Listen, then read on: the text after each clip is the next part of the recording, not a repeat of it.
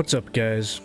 This is Dude Man with a Beard, and today I'm gonna show you how to start your first starter home in Valheim. Alright, so the first thing you're gonna want to do is look for a good spot. Look for a good spot to set your house.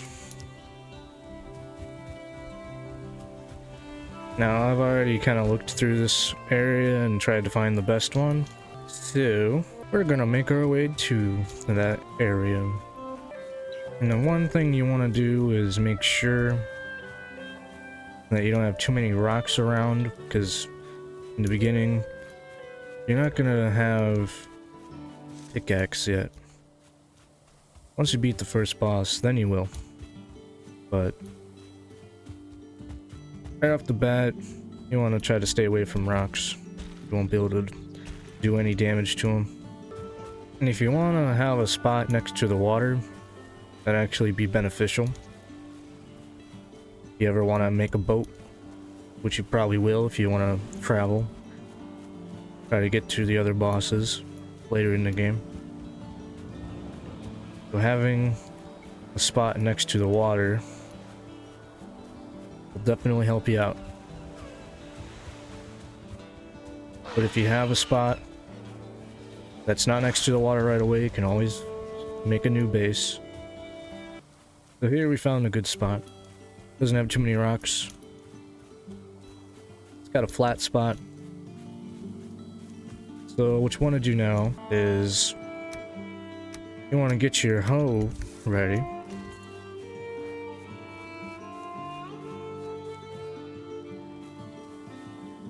And you want to get to a high spot, but not too high. What the hoe does is it levels the ground to the position that you're at. So what you're going to do is just level the ground right where you're at, and just keep on leveling the ground around you until it looks like it's pretty flat. You can see here that it's already starting to flatten out. So you can just keep flattening it out until you have really level ground, or at least decently level ground. Doesn't have to be perfect. Once again, you're just starting out, so. And it uses your stamina, so eat food, berries, and meat and whatnot, you'll have more stamina to be able to last longer when you're using your hoe. If you get to a point where it won't level anymore, you can just go to that low spot and level at that point, and that'll help you out. And you're gonna want a workbench so you can repair your stuff. And in order to have your workbench available to repair your stuff, you're gonna need a roof. And one very basic way of adding a roof, just make wood poles, or you can just start out with wall.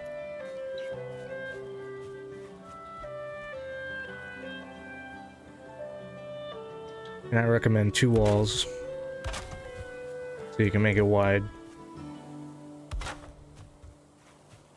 And then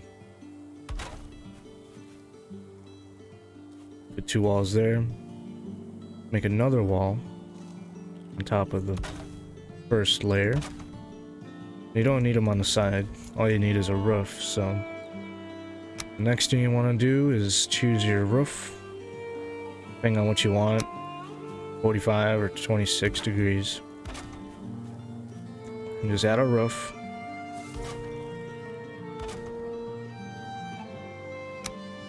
Then you're going to want to add a roof ridge. And now you can repair your stuff. Now you can always break it down later. It's not set in stone. So this is just temporary. So just keep on leveling your stuff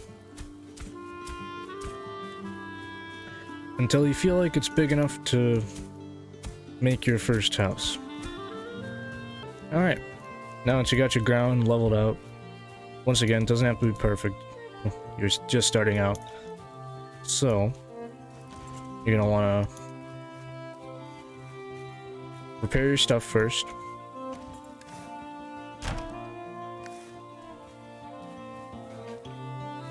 And then, you can break down the walls. The roof that you made.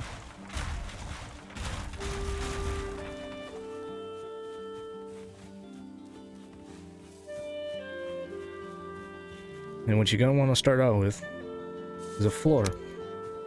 Orientate it however you want.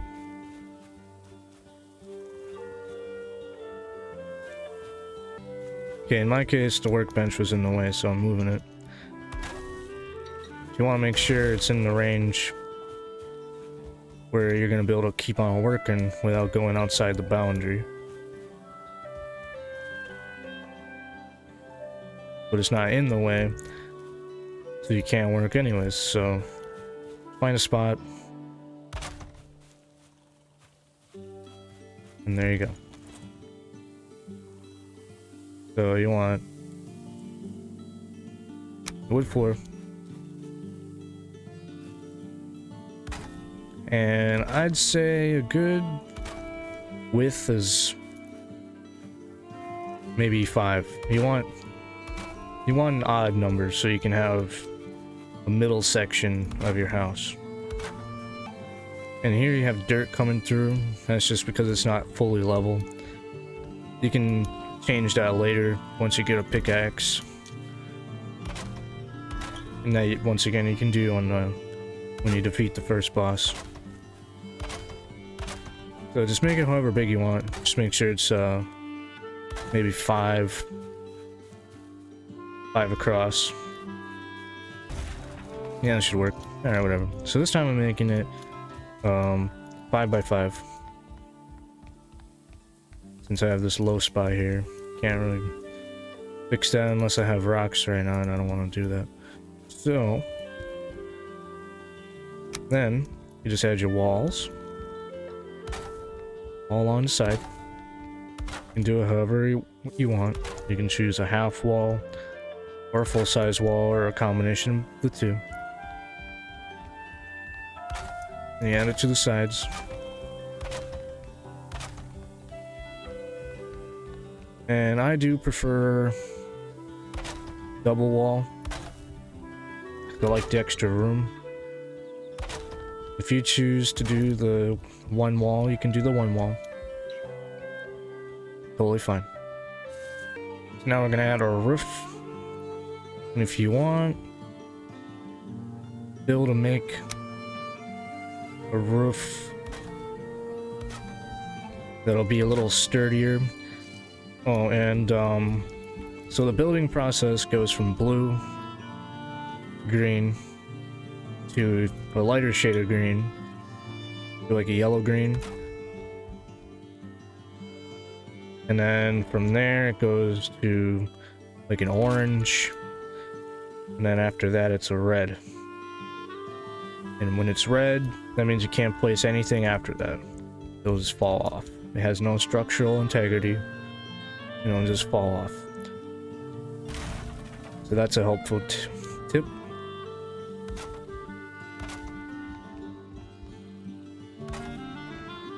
So here you can see we got yellow going across around. But once we add the other side, it'll be just a shade of green.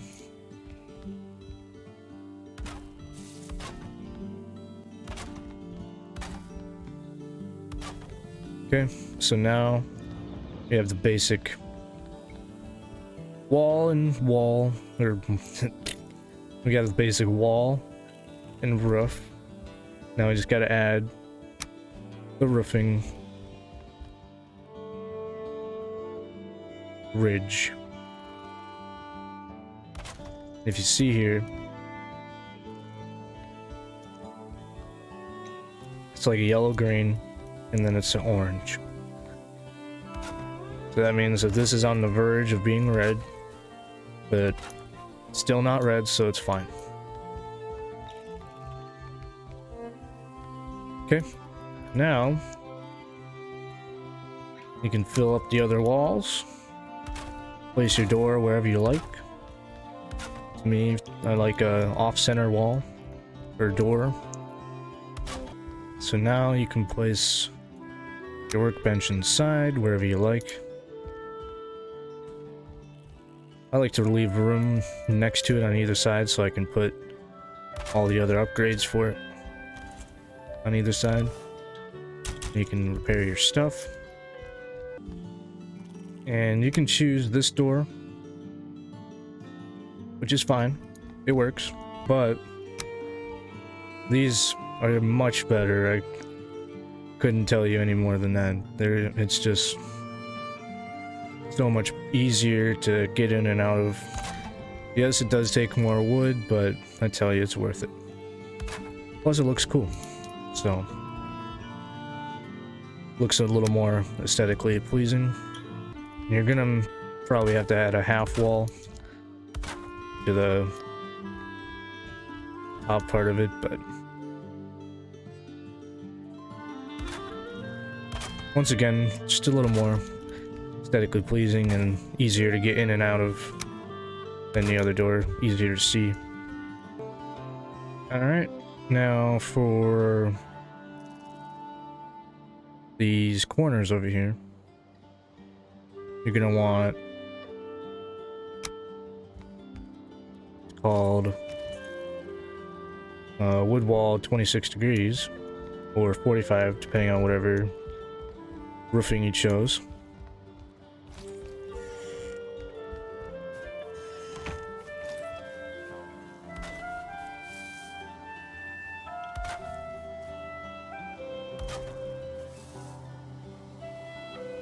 And put it like so, and then if you want it to look a little nicer, you can add that as well. The roof cross, and then all you need is half walls for that, and you'll be good to go there. Do that to the other side. All right, so now that you got your basic structure all done, then what you're going to want to do is choose a spot for your fire. Depending on where you have your fire, that's where you're going to get rid of the floor and the part of roof that is directly above it. And I recommend also putting inverted roof structure. What I mean by that is it looks like that, so it's going the opposite direction. And this will protect your fire from rain. And then you're gonna need some rock, so if you haven't found rock yet, you just pretty much have to go looking around on the ground. Probably find somewhere you started off with the sacrificial stones.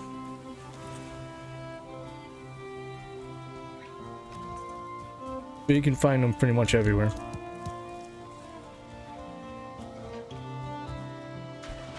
As you can see,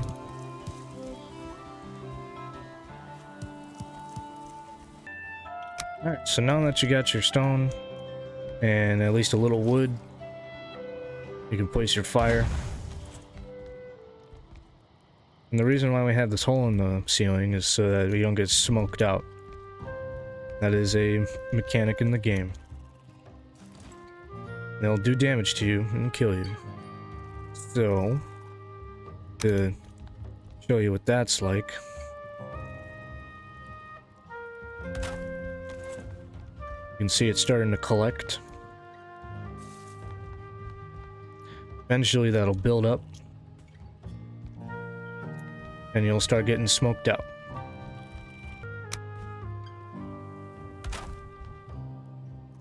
So let's make a tighter space here so I can show you quicker.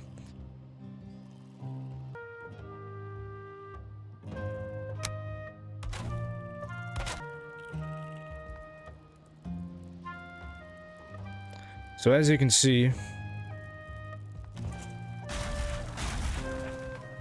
I was taking damage there, and the smoke is built up to the point where I can't breathe.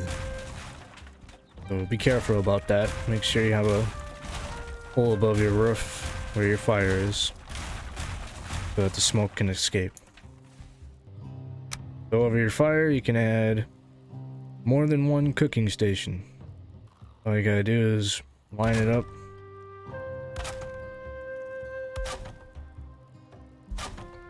And have, as long as it's somewhat hanging over the rock portion, it'll cook your food.